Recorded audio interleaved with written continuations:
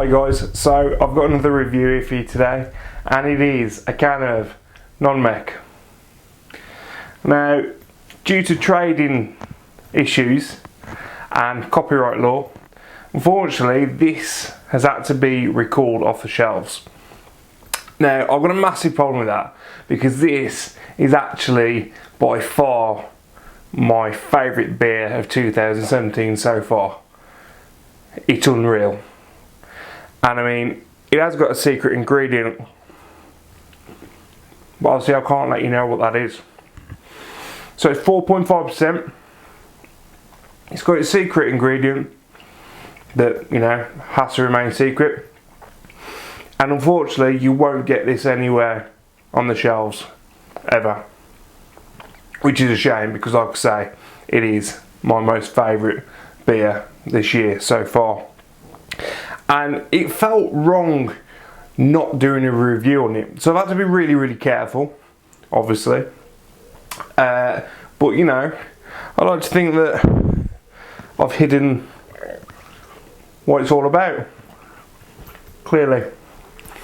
Right then, let's get this bad boy open. Nice gusher.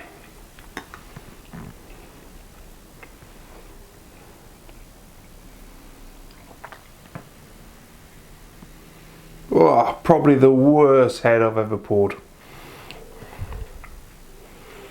But it smells so good.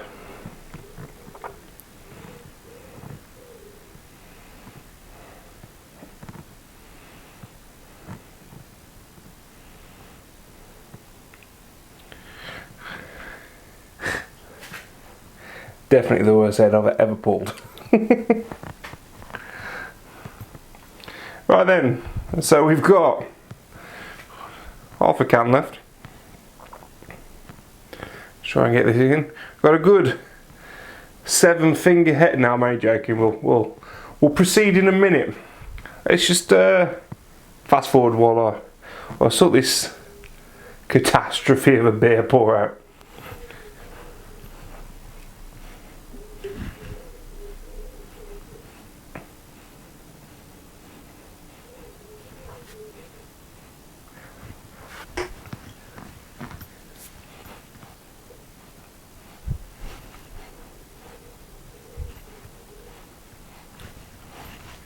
Okay, so I've sort of sorted it out. It's still a good 3-finger head. Crisp white. Right then, let's go in with the nose. Okay, so on the nose you've got a lot of bitter orange. Now, for the secret ingredient, obviously I know what it is. It's not what you'd expect. I mean, you'd expect something a lot more sweet, might we say? Right then, let's go in with the taste.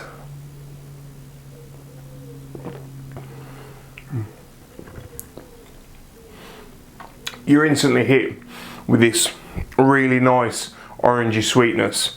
And it is sweet, and it goes around your mouth, but then within about 10 seconds you're hit with this like really nice orange peely sort of bitterness.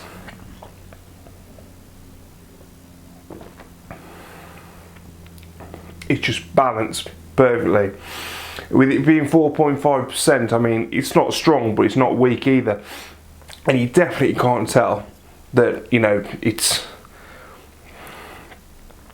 really, really sessionable. I mean, I brought 4 cans of this, and this is actually my last one because I've held on to it and held on to it because I just didn't want to lose it, because like I said, this has definitely been my most favourite beer this year so far. And it's really annoyed me with the fact of not being able to do an official review because, you know, it's copyrighted. I mean, there's a big law case, and people in the beer will know what beer this is. I mean, guys, don't comment it. I will have to erase your comment if you do comment it.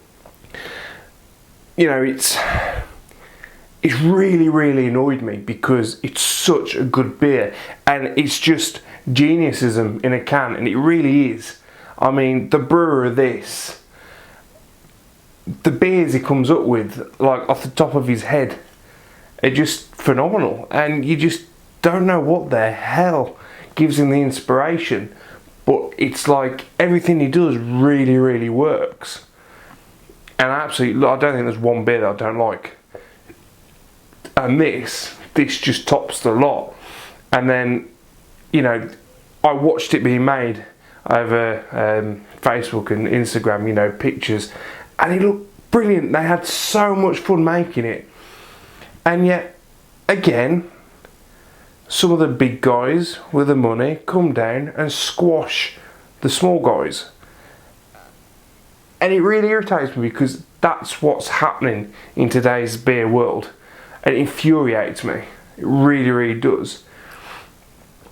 Okay, there's two sides to every story, and I can see their side a little bit. But at the same time, it's not even marketed at what they don't want it. This is really hard, because obviously I can't say too much. But their argument, yes, it was just, but it was like, it wasn't anywhere near what they were trying to say. It's pointless, and all it boils down to is they've got more money than this brewer. And that's exactly what it boils down to.